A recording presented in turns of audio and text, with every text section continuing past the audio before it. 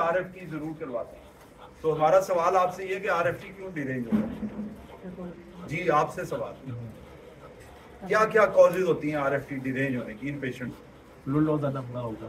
Fluid loss कहाँ से होता है? परफोरेशन में ज़्यादा फ्लूइड लॉस हो रहा होगा, हाइपोवोलेमिक शॉक में। इन्होंने कहा है थर्ड स्पेस, आप जरा बता दें वो थर्ड स्पेस क्या क्या है? थर्ड स्पेस कहते किसे? देखिए बाल जगह ऐसी होती हैं जहां पे फ्लूइड एक्सचेंजेबल है, गट से एब्जॉर्ब हुआ बॉडी में आ गया, लेकिन अगर ऐसी जगह चला जाए जहां से एक्सचेंज नहीं हो सकता, ठीक है, पेरिटोनियल कैविटी में इकट्ठा हो गया, सबकुटिनियस में इकट्ठा हो गया बहुत ज्यादा, गट ऐसी जगह थी जहां से अभी एब्जॉर्प्शन नहीं हो रही, प्रॉक्सिमल गट में गट डिस्टेंडेड है, वॉमिटिंग हुए जा रही, so there is a third space loss, fluid का लॉस हो गया, नंबर 1। नंबर 2 और क्या रीजन होती है, उससे क्या होता है फ्लूइड लॉस होने? हाइपोवोलेमिया में पेशेंट जाता है, जब हाइपोवोलेमिया होगा this is called as pre renal azotaemia हो गया पेशेंट। और किस वजह से? जी डॉक्टर ना याद हो जाएगा, जुल्करनैन जी, आप बताएं। जुल्करनैन की शक्ल दिखाओ, बहुत खूबसूरत आदमी है जी। ब्लड लॉस हो सकता है, ब्लड लॉस, अगर ब्लीडिंग हो रही है तो उसकी वजह से। अच्छा गुड, और कोई वजह इसके अलावा? डिहाइड्रेशन। डिहाइड्रेशन, और डिहाइड्रेशन की और वजह भी होती है, वो क्या होती है कि पेशेंट इनटेक भी नहीं कर रहा। और क्या वजह होती है? सेप्सिस की वजह से।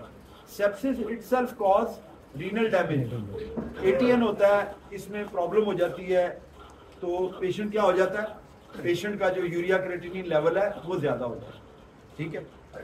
और भी कुछ है, कोई ड्रग ऐसी ले रहा है, मतलब पेरिफेरी में था, उन्होंने इंजेक्शन लगा रहे हैं आंखें बंद करके, ठीक है, और कोई ऐसे मेडिकेशन ले रहा है, दर्द हुआ ना तो दर्द की दवाई शुरू कर दी लेंगे उसने, तो most of the NSAIDs they can cause the renal damage. So that's why जब पेशेंट हमारे पास आया था तो कितना था इसका क्रिएटिनिन लेवल?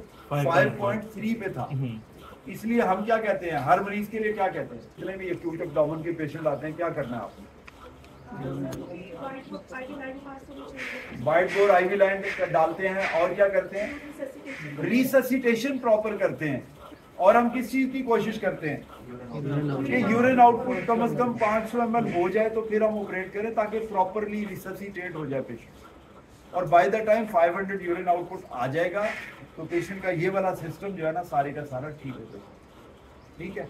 इसलिए कहते हैं जितने पेरिटोनाइटिस के पेशेंट हैं, अगर उनमें रीनल कंप्रोमाइज होता है तो हम उनको रीनल डिजीज नहीं लेबल करते, but this is basically because of septicaemia.